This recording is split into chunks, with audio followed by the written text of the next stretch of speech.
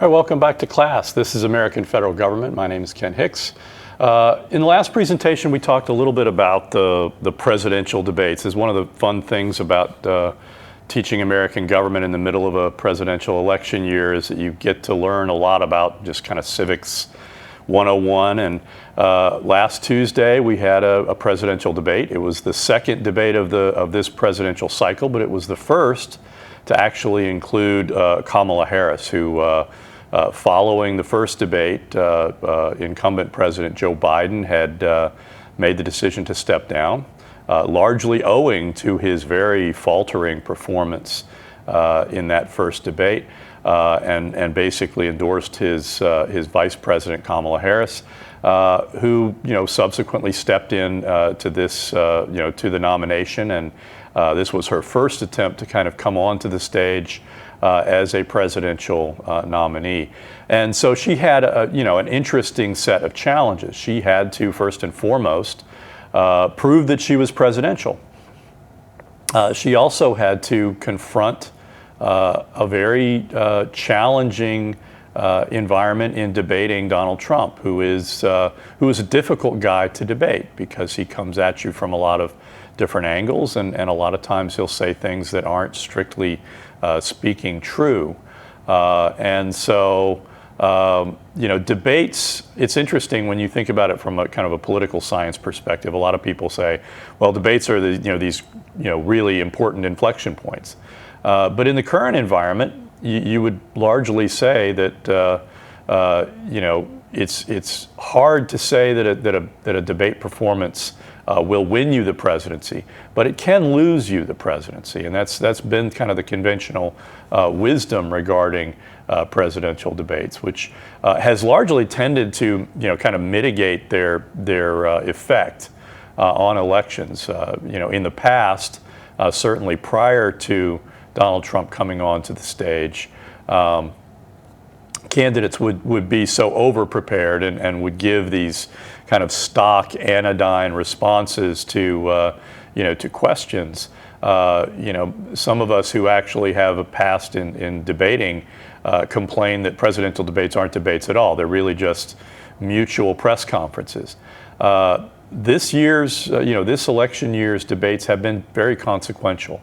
Obviously, the first debate with Trump and Biden was decisive in that it persuaded significant numbers of Democratic operatives that Biden really had no pathway to winning the presidency, and were able to make Joe Biden see that reality.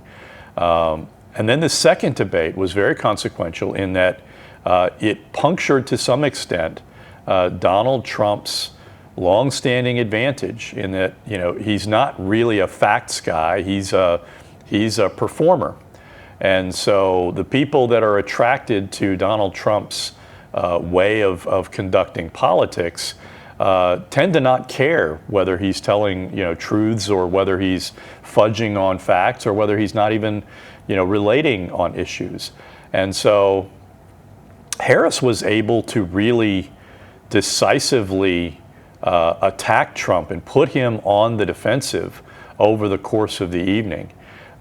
She made the debate about him. And even though Trump, typically you look at it, it's with debates, you kind of think about like football with time of possession. The longer you have the ball, the longer your candidate is speaking, the better it is for you. But it turned out the more Trump spoke, the worse it got for him. Because Harris was able right from the start to get him out of his comfort zone. She looked comfortable. She was nervous, obviously, at the start of the debate. It's an enormously consequential moment, but she really warmed to the task, and she was able to bait Donald Trump into kind of lashing out at her and making attacks, and the attacks increasingly got wilder and more implausible. And sometimes, when an election campaign is about you, it can not necessarily work to your advantage. Polling in the immediate aftermath of the debate kind of suggested that more than 60% of Americans who watched it thought that Kamala Harris won the debate fairly handily. And again, the question now is, will that be reflected in polling? And if it is, what it might suggest is that a lot of people who were not necessarily likely voters become more likely to vote, because a lot of people who are sort of jaded about politics and who don't pay much attention to it. Again, there were a lot of what we call double haters in the electorate. These folks that didn't like Joe Biden, especially because of his age, and that don't like Donald Trump. Well, the one guy stepped off the stage. Kamala Harris was able to demonstrate that she could act presidential. And in doing that, she may get more people who previously, and again, we have a very brief period of time now before people have to be registered to vote in order to vote. If you see an uptick in voter registration, particularly right after that particular event, it might suggest that the debate worked in Kamala Harris's favor. So we've been talking about state and local government, and again, these two presentations really are offering us a bottom-up look at federalism. They're suggesting, again, federalism as a deeply consequential organizing principle of American government, and it's a very complex. It leads to a very complex system of government, of shared and negotiated sovereignty, and state and local governments play a consequential role in the process of governing. But the parts are moving. They're subject to negotiation. They're subject to conflict, and often those conflicts are played out within federal courts. So what are we learning today? We're going to talk a little bit about the differences among local governments. Again, there are different levels of even at governments at the local level. The largest body, or the largest governing organization below state governments are counties, and I believe there are close to 4,000 counties throughout the United States. Oklahoma has 77 counties. Our fourth topic: state and local governments rely on a variety of funding sources, and we'll talk a little bit again. It's important to understand that for a government, in order to do its job, it has to be able to fund its operations adequately. That means you have to come up with what we call a fiscal regime, a mix of different kinds of taxes. Fifth, we'll talk about electoral competition at the state and local level, and it's increasingly become very hotly contested.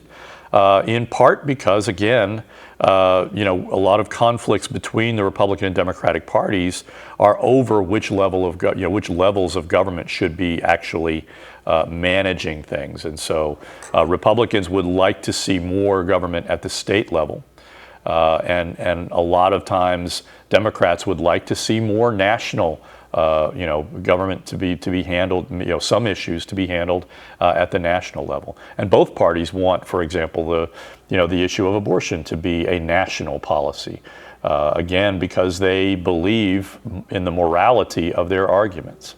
And then we'll conclude with just a couple of brief remarks about what we think about state and local government. So the differences among local governments are vast and complex, and we want you to be able to describe kind of the different levels of local governments, from the counties to municipal governments and to all these just kind of single issue districts and special districts and school districts and things like that. So one thing that you'll notice at the local level is that local officials have to be more pragmatic. And what do I mean by pragmatic? Pragmatism, it has a philosophical meaning. It also just has a common sense meaning, which is to say, a pragmatist is someone who is primarily concerned not with the theory of something, but with whether or not it works, right? Governor, Tulsa Mayor, outgoing Tulsa Mayor G.T. Bynum, wrote a New York Times column during COVID, said, hey, I'm a red state mayor.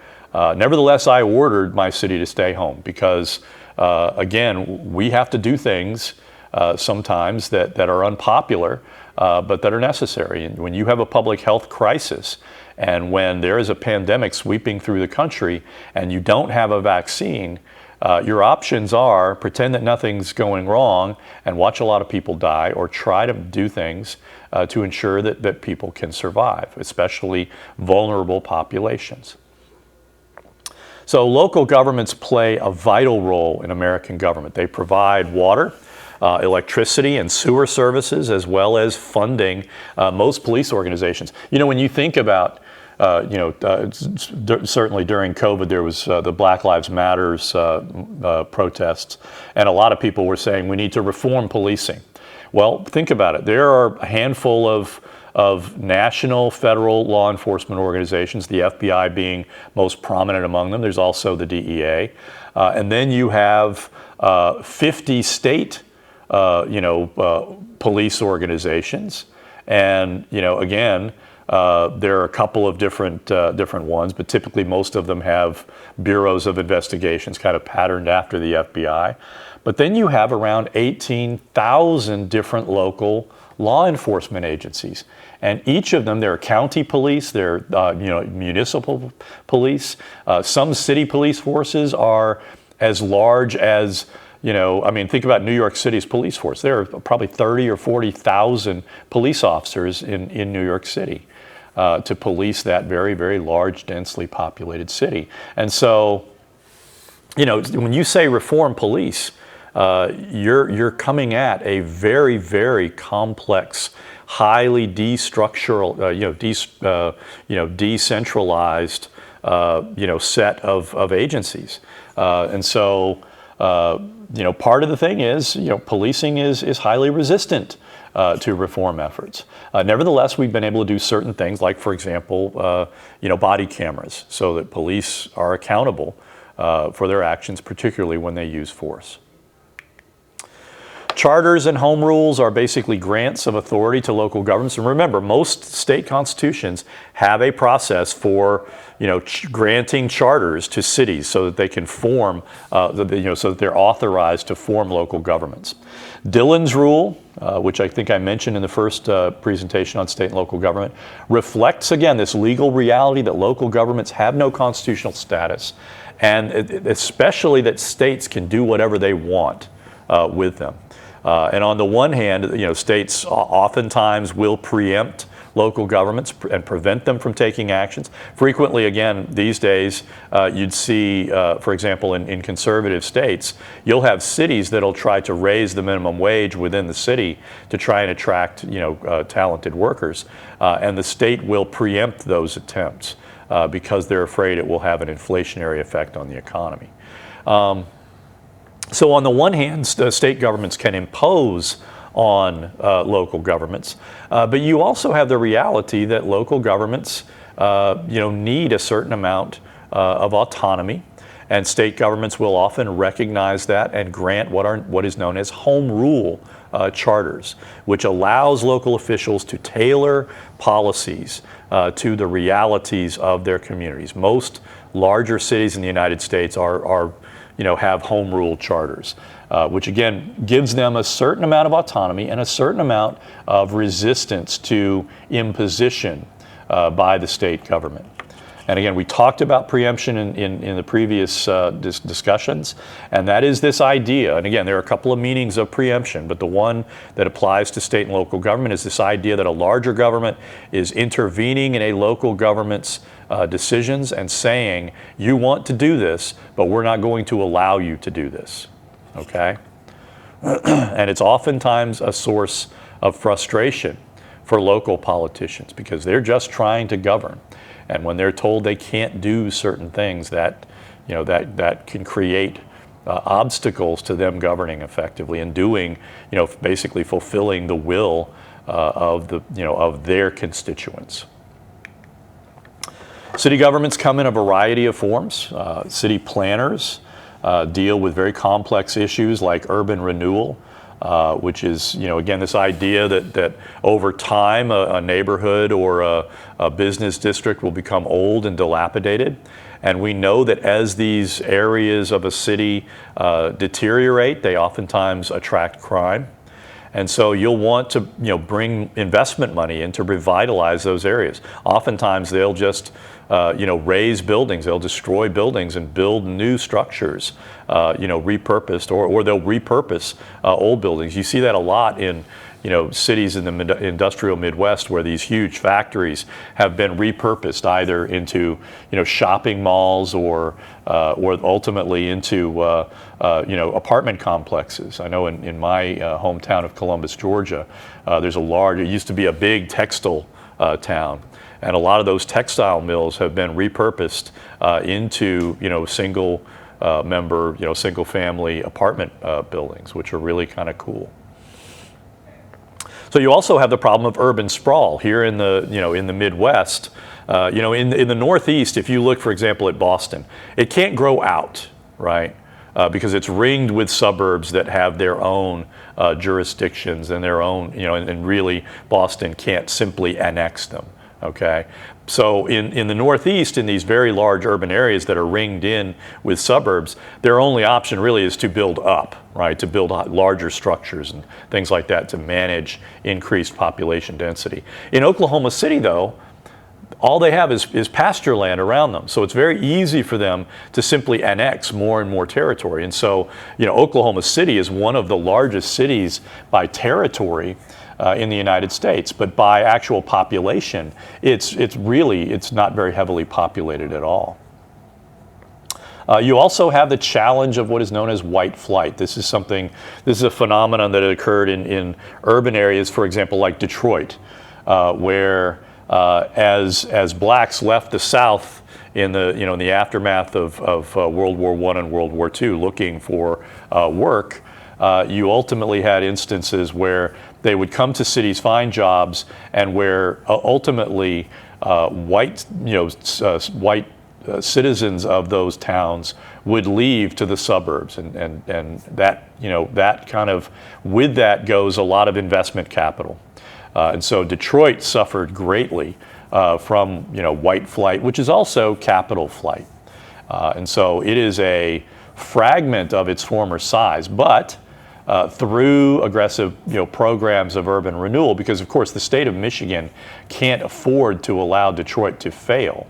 And so through investment, private and public investment, Detroit has been making a comeback in recent years. It's important when you think about the organization of city governments. Most governments are organized along three themes: a commission-based government, a council manager-based government, and a mayor-council government. The commission system is one where police, fire, electric, water, all the different systems that you see within all the different services that have to be provided in a local government have their own commissioners sitting on top of the government. And the commission system tends to be highly inefficient and highly prone to corruption. Okay, most county governments continue to be organized along a commission basis. The council manager base system is where you have a city council that's elected either through the city at large, where each councilor is up for re-election, oftentimes on staggered terms, or where they represent specific districts, okay, within the city. And then the city council will then hire a city manager who is typically nonpartisan, is simply a civil servant whose job it is to make sure that the city's budget and finances and operations are conducted in as efficient and effective a manner as possible. Then finally, you have a mayor-council system. And there you would have an independently elected mayor who will oftentimes sit at the head of a city council, where city councilors are elected again out of different districts within the city. There's also two versions of the mayor-council system. The strong mayor system gives the mayor a great deal of executive authority. Typically the larger cities within the United States, think New York City, Chicago, Los Angeles, these types of cities with populations in the tens of millions will have a strong mayor system, because you have to have a stronger executive to manage such a large local government. Again, most local government experts favor local control in deciding which form of government is best for each community. And again, as a practical matter, certain forms of local government are more prone to kind of cronyism and corruption than others. And I would basically make the argument that the commission system does not have a whole lot to recommend itself to. County governments, again, are the oldest and largest of the local governments. Counties range considerably in terms of geographic size and population density. Counties act as agents of state governments, and most act on a commission basis. And they are primarily dedicated to dealing with the non-urban parts of a different area, right? Of like, here, Rogers County, it's a sort of semi-rural area. Claremore is a decent-sized town. There's, Chelsea and a couple of other towns to the north. But by and large, it's a fairly rural county, whereas Tulsa County is almost entirely kind of urban. County government's job is to act as, again, they provide services, they get electricity, they look after the roads. Their job is to make sure that infrastructure within rural areas, rural parts of a state are maintained. And of course you have county policing to deal with people who break the law out in these rural areas. Rural states often grant county governments a great deal of discretion, which oftentimes results in corruption.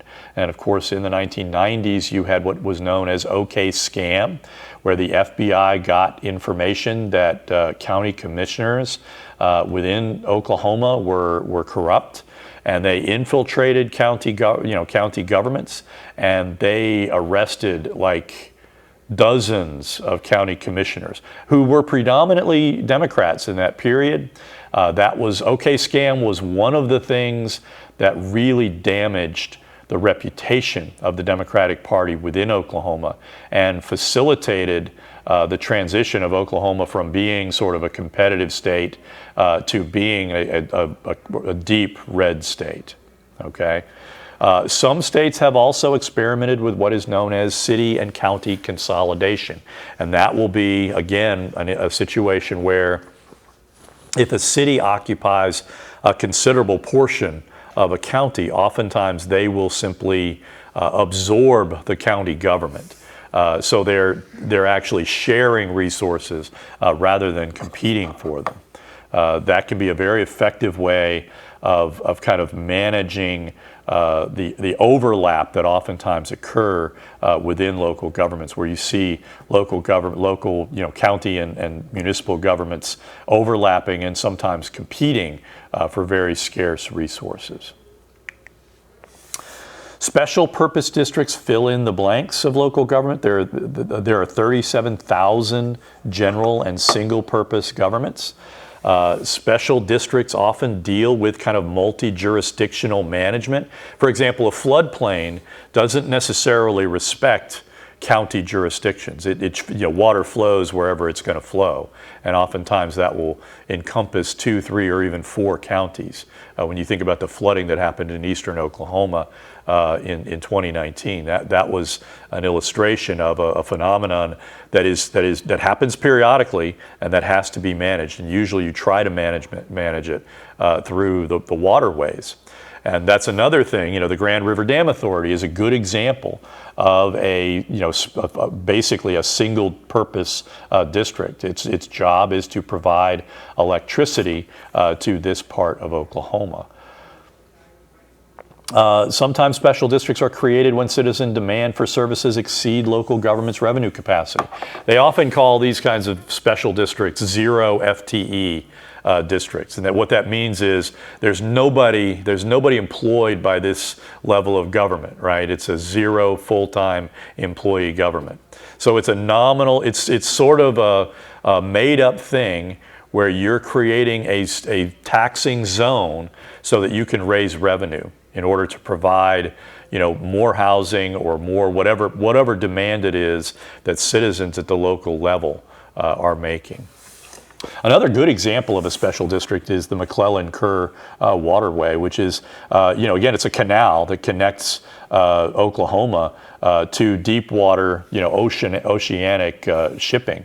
And it was a federal project, a state and federal project, and the whole point behind it was to increase, the large river traffic that can come into the state, and it results in billions of dollars of economic activity for this part of Oklahoma. So again, that's another example of, again, what is it the governments are predominantly preoccupied with doing in American government? Making money, so that so that the economy will be stronger, people will have employment. Employed people are typically a lot happier and less inclined to vote bums out. School districts provide a sense of local identity, but they oftentimes present significant political challenges. School districts are politically important. They're a form of single-purpose district, and again, their job is to educate.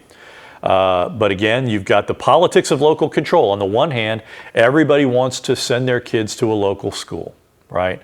But there are so many small towns and really sparsely populated counties.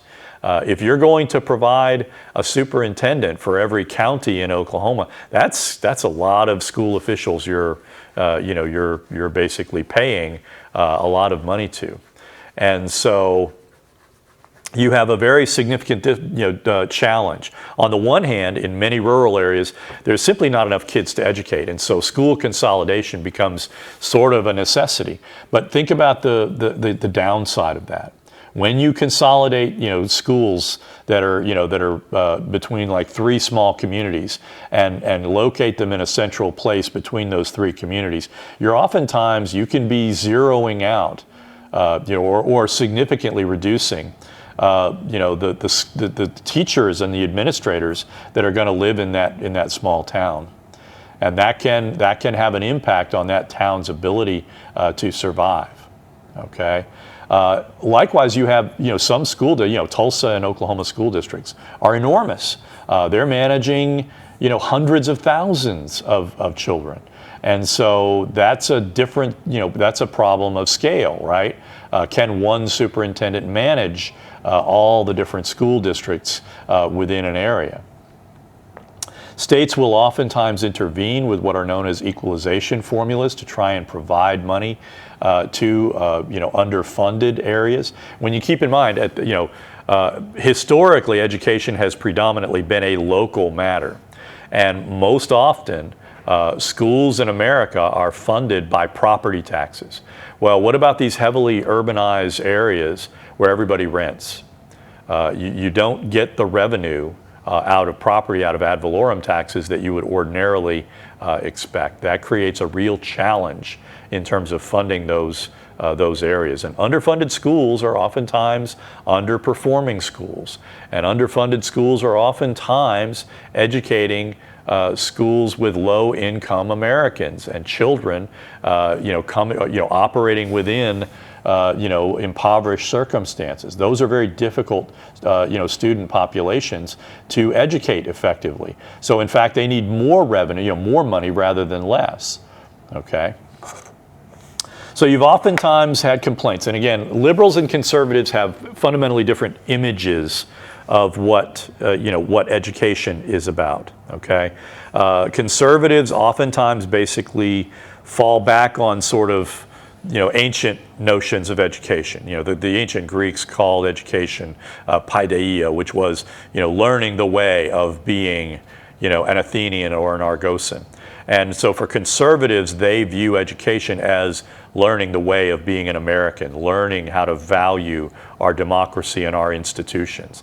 And so for liberals, oftentimes the argument is we're trying to teach them citizenship from another perspective. How do you become an effective consumer? What skill sets do you need to learn? And we try to do both of those kinds of things within public education. Again, why did it originate? When?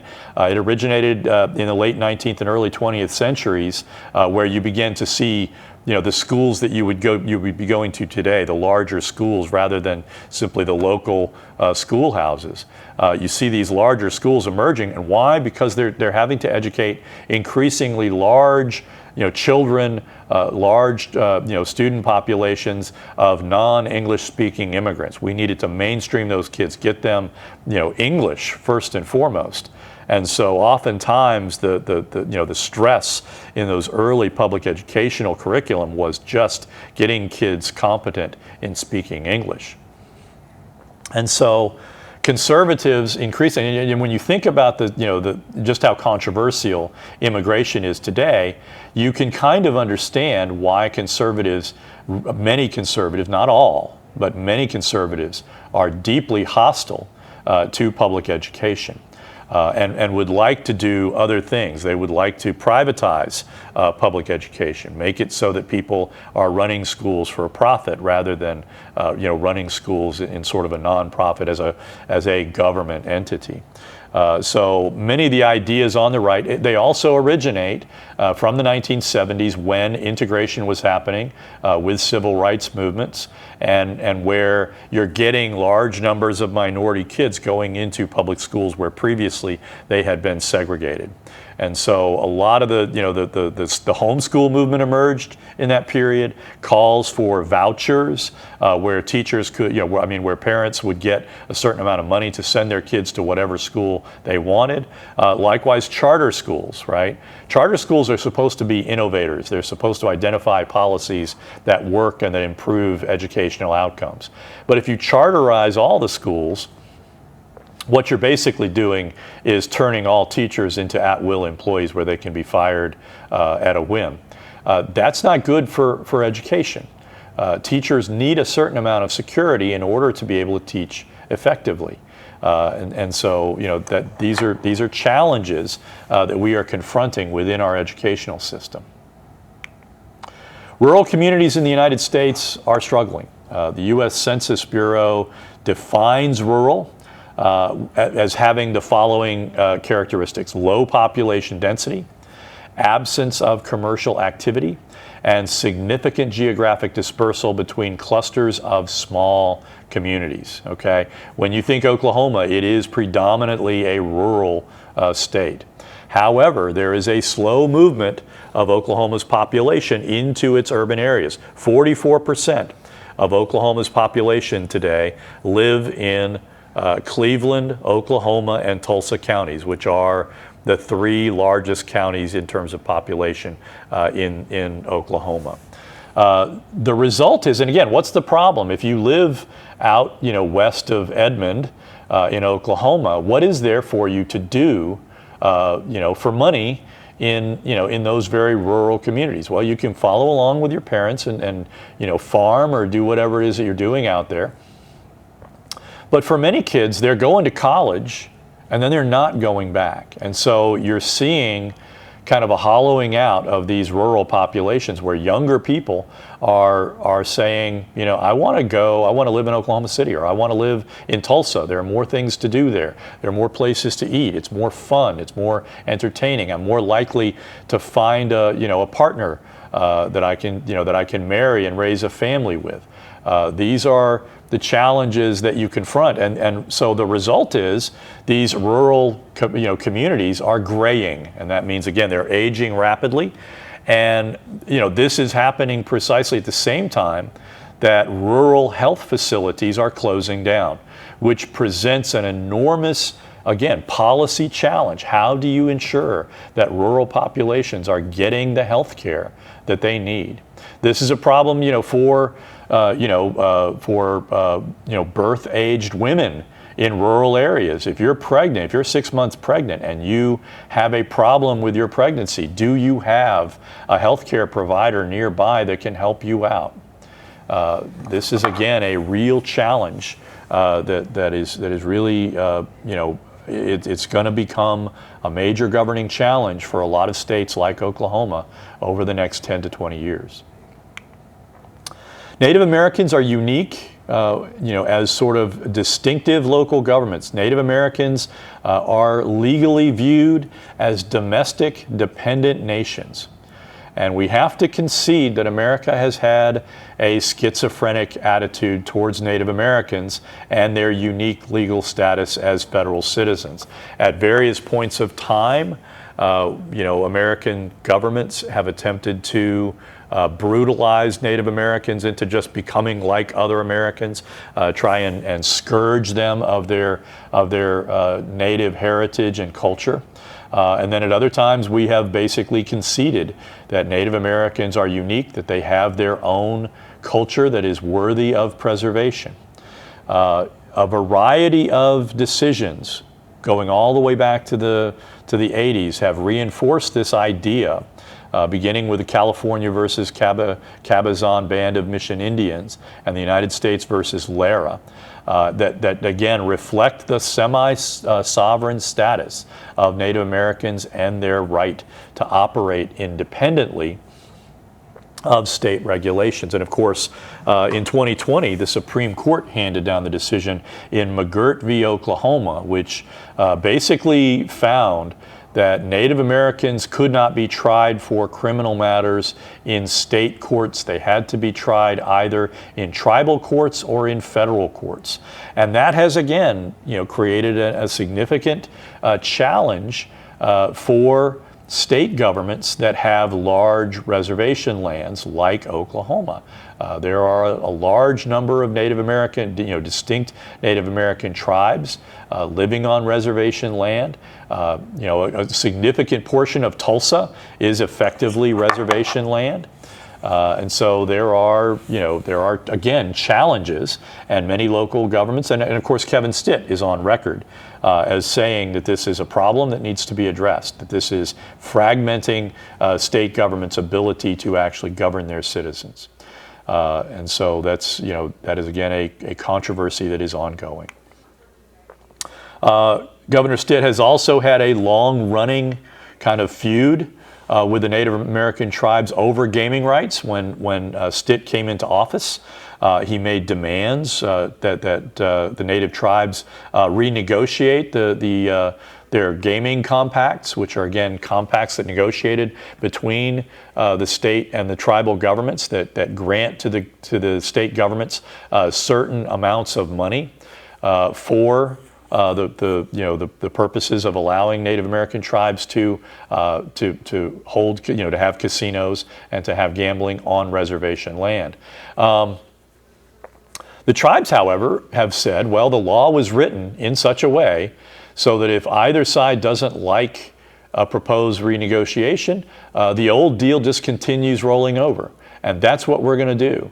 And Stitt has challenged the legal right of the tribes to do that. He has been, basically, the Republican leaders of Congress have said he does not have a legal leg to stand for. Multiple attorneys general, multiple Oklahoma attorneys general have attempted to explain to Governor Stitt that he does not have a legal leg to stand on that issue. And the conflict between Stitt and several of the tribal leaders got so bad that the tribal leaders funded effectively a challenge to Kevin Stitt in the 2022 gubernatorial election. Joy Hoffmeister, who had previously been a Republican, ran as a Democrat against Stitt and basically got a ton of money, largely from Native Americans, and put a bit of a scare into Kevin Stitt, although he ultimately won relatively comfortably. Okay, state and local governments, again, rely on a variety of funding sources. Governments require revenue to function effectively, but how that money is raised to fund government activity is subject to increasingly fierce fights, okay? And again, where are you going to get the money from?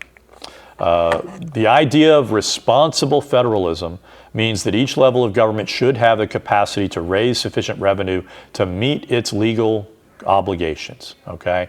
When we talk about revenue capacity, we are talking about the ability of a state to raise revenue to fund government operations, okay?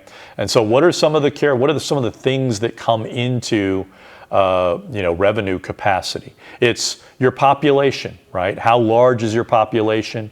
How well educated is your population? How healthy is your population? What sorts of natural resources do you have available to you? What sorts of infrastructure has your state invested in order to facilitate economic activity? These are all the things that go into revenue capacity. And so it's not shocking that a state like California, which is a huge state, close to 40 million people living in Los Angeles, and there have been huge both federal and state investments in that state's infrastructure. It shouldn't be a shock that if you just take California's gross domestic product and compare it, against other world economies, it's the fourth largest economy in the world. It's larger than Great Britain's economy. It's larger than India's economy. Only China and one other country, the United States obviously, and Germany, I think, have larger economies than just California. And in contrast, you've got tiny little states like Rhode Island that are, really don't, they produce a few $1 billion a year in terms of GDP, okay? So fiscal disparities across and within states complicate the fiscal picture. There is another important consideration, and that is the ability of government to actually, the political will, if you want to put it that way, to actually be able to extract income from their economy. Okay, governments that simply are unwilling or unable to get that revenue are basically hampered in their ability to fund important investments. And again, one of the things we're talking about is investing in human capital. A better educated workforce is always going to be a more productive workforce. And then, of course, you have the realities of what I called crammed down federalism, where, again, the higher levels of government impose these unfunded mandates on the lower levels of government that oftentimes, don't have the resources to effectively, do the thing that the higher level of government wants it to do.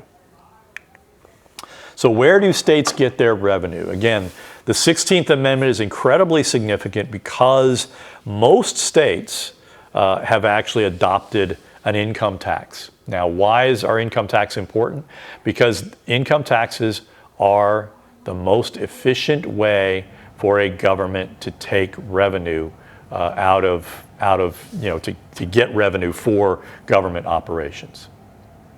And so it is, you can tax other things, right? Property taxes are also a very important source of revenue. If you own a home, you periodically have to pay those ad valorem taxes.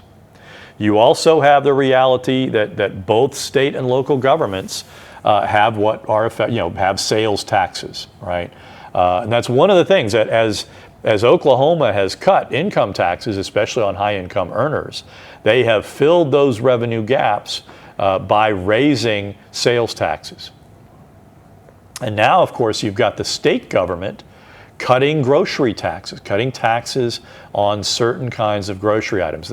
Their items, alcohol, cigarettes, and things like that are still taxed. But groceries are not taxed now. And that is, again, a revenue hole that oftentimes creates a problem, especially at the local level.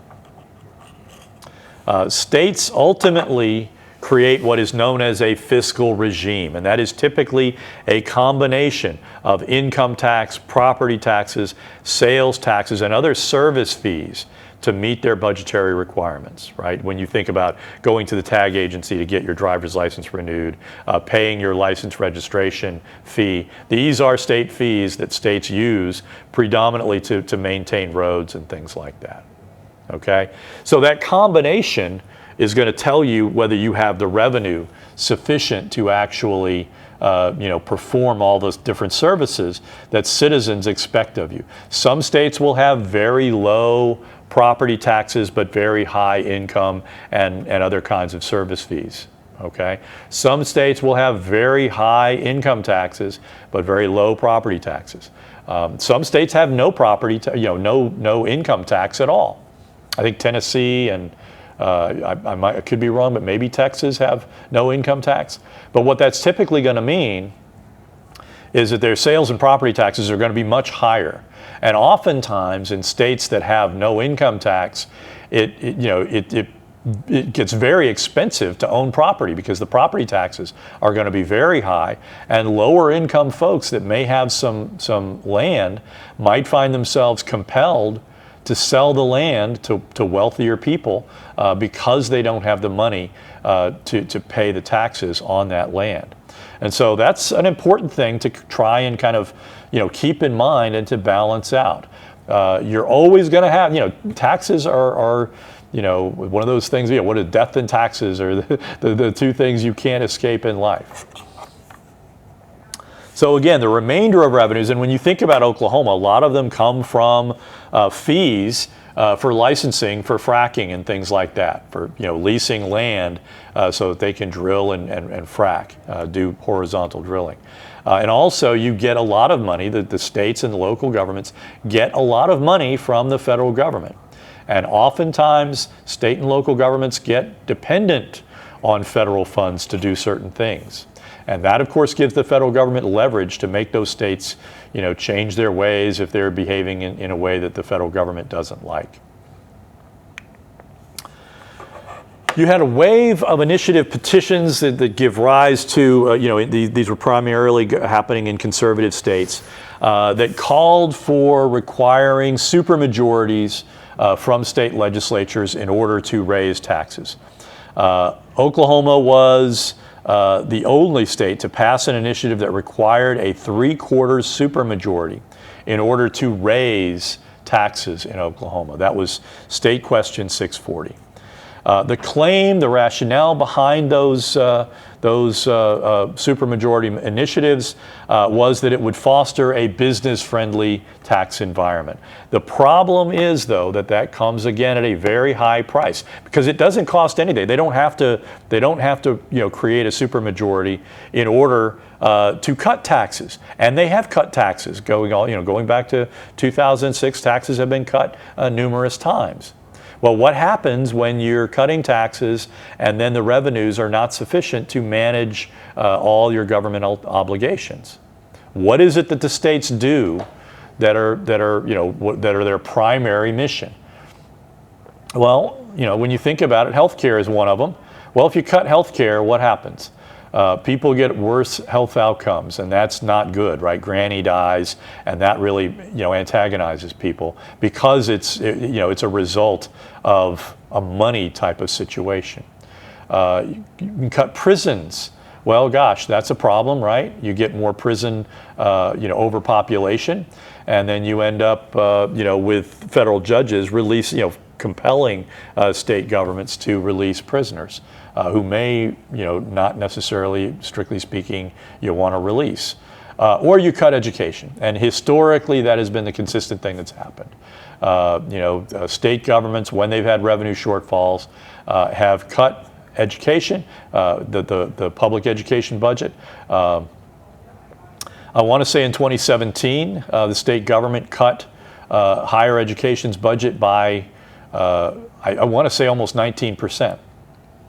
And that had a devastating effect, especially on the smaller regional universities. Because we're not sitting on top of huge endowments. We don't have an overflow demand for students to come to our campuses. OU and OSU, they can simply expand their incoming classes to meet whatever kind of budgetary shortfalls the state might impose on them. And so the result was we had some really we went through some very hard times at regional universities as a result. Again, state budgets generally focus on a few really important issues. The reality of the state budgeting process is that most money goes to a relatively small number of priorities. Again, I just mentioned a couple of them. Variations in budgeting cycles reflect the differing priorities from state to state. The late political scientist Aaron Vildovsky argued that federalism is all about inequality. The encouragement of diversity lies at the heart of federalism. It is inequality of result, not merely in income, with some states choosing high tax, high services, and others the opposite, but also in lifestyle that distinguishes federalism as a living system from federalism as a front for unitary power. And when you think again about a relatively rural state like Oklahoma wanting to be business friendly, basically the economy has been dominated by an extractive industry, the oil and gas industry. We have generally tended to want to have relatively low taxes and relatively low services. And Oklahomans kind of pride themselves on being self-sufficient and not having to rely on government. But as these urban areas, as Tulsa and Oklahoma grow, you will start to see the character, the political culture of those areas change and become increasingly open to more government. Because again, large urban areas, the more population density you have, the more you're going to find yourself needing government to manage the conflicts over resources. Politics of budgeting. Joe Biden was fond of this old saying, show me your budget and I'll tell you what you care about. At the state level, you have these what are known as boards of equalization, and their job is to make sure that the tax revenues that are flowing into the state's coffers are actually sufficient to meet the demands that the budget is imposing. And so, again, one of the things that happens if the Board of Equalization says we're not getting enough revenue, they have to make decisions on what they're going to do and how they're going to meet their budgetary obligations. Governors in many states have what is known as a line item veto, where they can excise portions of a bill that they disagree with. That was actually tried at the federal level, but ultimately it was ruled unconstitutional as a violation of the separation of powers principle. Most state budgets focus on basically 5 issues. The big 5 typically account for 2/3 to nearly 3/4 of states' annual budgets. Again, the big ones are K through 12 education. That's more than 1/4 of most state budgets. Medicaid and children's health comprise about 17% of the budgets. Higher education is typically 15 and upwards of 20% of state budgets. Transportation is around 6%, and corrections is around 5%. And then everything else includes disability care, pensions, and health benefits for public employees, economic development, environmental projects, funding state police, parks and recreation, and aid to local governments. And some states do a lot more to aid local governments than others. Wisconsin is sort of famous as historically being a progressive state, where they've almost operated more along a German model of federalism, where they ensure everybody is adequately funded. And so they have historically been much more aggressive in terms of funding local, supporting local government operations. And the result of that is they've got much better school systems. So local governments confront even greater constraints. Local governments spent over $1.4 trillion typically in most annual budgets. Federal aid from COVID-19 saw local spending explode because one of the major provisions of the CARES Act was giving billions of dollars to local governments so that they could maintain their levels of service during the pandemic, when otherwise governments would have had to shut down. Different local governments have different spending priorities. Of course, counties have different priorities than cities do. Cities and towns, again, have more people to deal with, and so the things that they're concerned with tend to be more people-centric. Some major cities are larger than most state budgets. When you look at Oklahoma and New York City, Typically the Oklahoma state budget is between 12 and 13 billion dollars. New York City's budget is 107 billion dollars. Oklahoma has a population just over 4 million distributed over 68,500 square miles. New York City has a population of 8.3 million distributed over just 469 square miles. So you're dealing with, a matter of scale that's really hard to wrap your mind around. Local funding sources and issues. Municipal governments commit most of their budgets to public services. Police, fire, and education are the predominant concerns of local governments. Most local governments get the bulk of their funding from ad valorem taxes, which are, again, property taxes and sales taxes. There is a growing issue in many urban areas, and Tulsa and Oklahoma City have both dealt with it, and that is the homelessness problem. The Supreme Court recently found that municipal governments could expel homeless people. I believe this was one of these 6-3 decisions. And again, in the dissent, a couple of the liberal justices basically said that this is not resolving the problem. This is just enabling local governments to shift the problem from one place to another. And you are playing kind of a game of whack-a-mole where we should be trying to find public health ways of dealing with homelessness. Homelessness is oftentimes highly correlated with mental health issues, but also with just straight up poverty issues. People, Oklahoma is one of the states where people get evicted at enormously high rates. And once a person is evicted, it oftentimes makes it really hard for them to get housing down the line.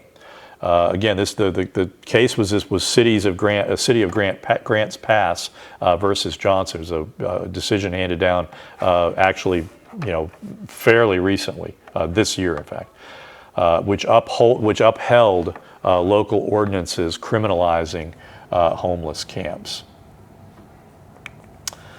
Electoral competition at the state and local government is increasingly fierce, and again, this kind of reflects the rising partisanship and hyper-partisanship that is beginning to infect state governments, and oftentimes it gets into local governments as well. Again, you have a sudden transition.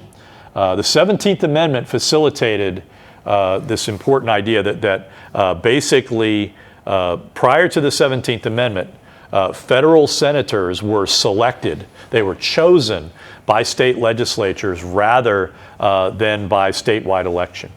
The 17th Amendment provided for the direct statewide election of senators, and that effectively kind of cut a bond between the Senate and the state governments. Okay, senators now recognize they have to win a coalition of voters rather than win whoever has won control of state government. So what you effectively saw was the nationalization of the federal government and federal elections. The Reagan Revolution of the 1980s really drove what we would call the politics of devolution. Reagan's argument was that the federal government had taken on too much power. It had become too centralized, too indifferent to the will of local populations. He wanted to see more government occurring at the state level.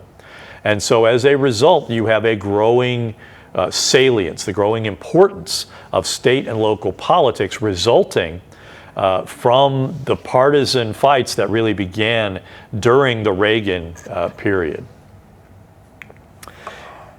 One thing that happened in 2008, Democrats, of course, remember, this was the, it was 2008, the presidential election. This was the election of Barack Obama, the first black president. He was a Democrat. Democrats won significant control over the House, and they won a supermajority in the Senate. They won 60 seats in the Senate. This was sort of a low water mark for Republicans in the sort of the post Vietnam period, if you will. And so Republicans thought, they needed to do something dramatic. And in 2010, running into the midterm election cycle, this thing, it was called the Red Map Project, and they invested $30 million in state legislative elections.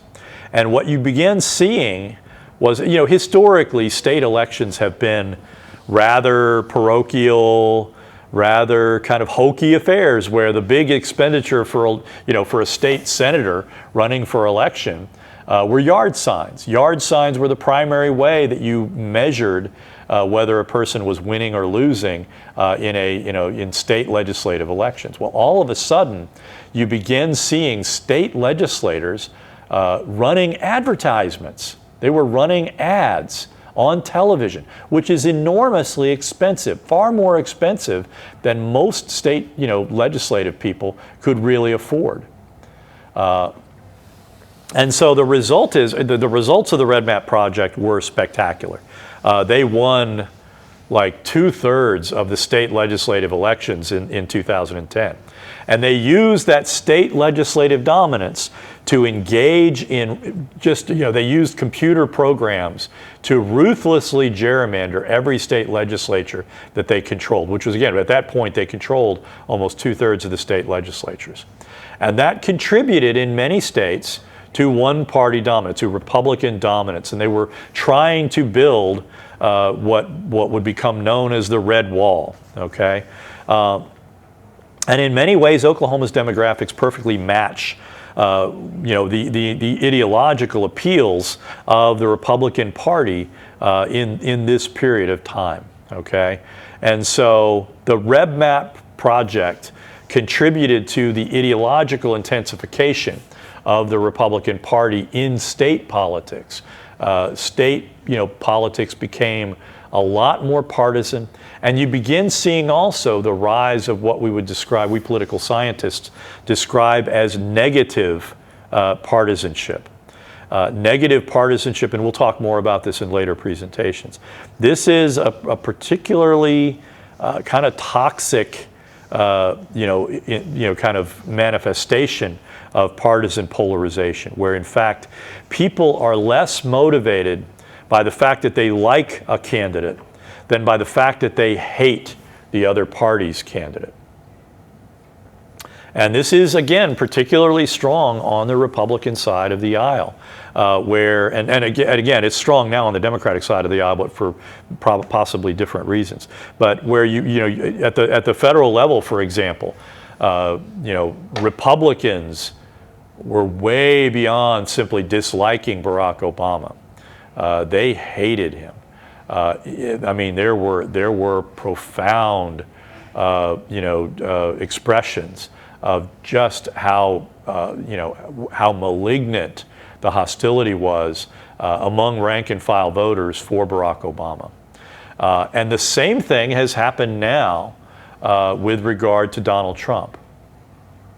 And a lot of conservatives would argue all the legal trouble that Donald Trump is in is because he's Donald Trump and because of his leadership and not because of his actions.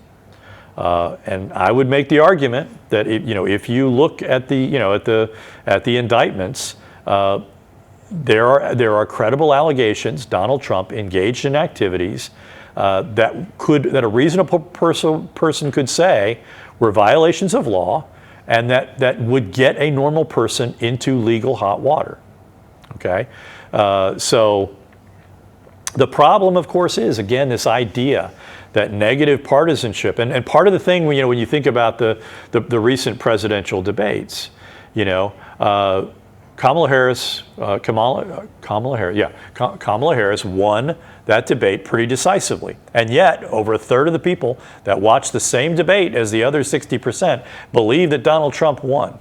And that suggests that at least 1/3 of the 70 million people that watched that debate are simply immovable in their support for Donald Trump. It doesn't matter whether he performs badly or not. It doesn't matter whether he lashes out and acts in an unpresidential manner.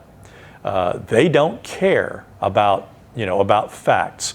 They are with Donald Trump regardless of how he performs and regardless of the things that he says, which are oftentimes pretty bizarre. I mean, at one point in that debate, he was following up on this viral thing in the right-wing social media ecology that says that there were undocumented immigrants eating cats and dogs. Well, that was debunked, right? There's nobody in local government in Springfield, Ohio, which is where they were claiming this was occurring. No local official, no law enforcement official in Springfield, Ohio, sees any evidence that there are undocumented immigrants running around kidnapping dogs and cats and roasting them. That's simply a bizarre statement, okay? And so, voter turnout is a serious challenge in many states. In some states, turnout is very high. In Oklahoma, almost 3/4 of Oklahoma voters did not vote in the 2022 midterm elections. Turnout in Oklahoma is reliably among the lowest in the 50 states. And part of that is, again, if you're a 18-year-old Native American and you don't happen to agree with Republican policies, you don't think it's very likely that your policies your voice is going to be heard. And you don't think that the people you would support have much of a likelihood of winning an election. And so that's part of the challenge that one-party dominance in a state imposes a kind of political quiescence on people that don't share the dominant political values of the people that are elected to office. So what is the likelihood of continued Republican dominance in Oklahoma and other low population states? I would say it's likely to continue for the foreseeable future, but there are some changes demographically. Right now, Oklahoma is about 70% white. The incoming generation, the people that are coming of age, rising to 18 years old, are more like 50-50. They're much more diverse, and they're also much more tolerant of diversity. A lot of the political intolerance is predominantly coming from people from my generation. People that are students on university campuses, again, are far less, and there is a rising number of college-educated Oklahomans. The proportion of kids that are seeking college education is rising. A college education isn't going to make you more liberal. It is more likely to make you more reasonable. And we'll talk about that in later presentations, but it's important to keep in mind the idea that universities are indoctrinating children is simply not true. First and foremost, indoctrination typically doesn't work very well. Just ask the Catholic Church. They were one of the original folks that taught orthodoxy and tried to impose one viewpoint of the Gospels. And so, again, it's just not likely that I could sit at a lectern and tell people this is how you should think, and that they would actually believe that. First of all, that they would say, okay, that's okay. One thing that we know from sociological studies, parents that try to indoctrinate their kids ideologically oftentimes fail and fail miserably. And so, people are people, okay? and they tend to be resistant to other people telling them how to think, okay? So again, as long as Oklahoma is a relatively low population state, as long as it remains dominated by oil and gas interests, and so long as oil and gas interests remain heavily invested in the Republican Party, Oklahoma will remain a Republican state. But there are changes. That is one of the most durable aspects of human life. Is that things change. State and local government. What do we want? The divisiveness of COVID-19 and the challenges it presented were particularly felt at the state and local level, and that reflect the depths of the ideological divisions among Americans. Partisan polarization has meant that half of the population experiences governance of any sort in zero-sum terms, as a loss for their side or as a win for their side. So while Americans are increasingly dubious about government, they are united in wanting the things that government provide. We want clean water. We want breathable air. We want safe schools, right?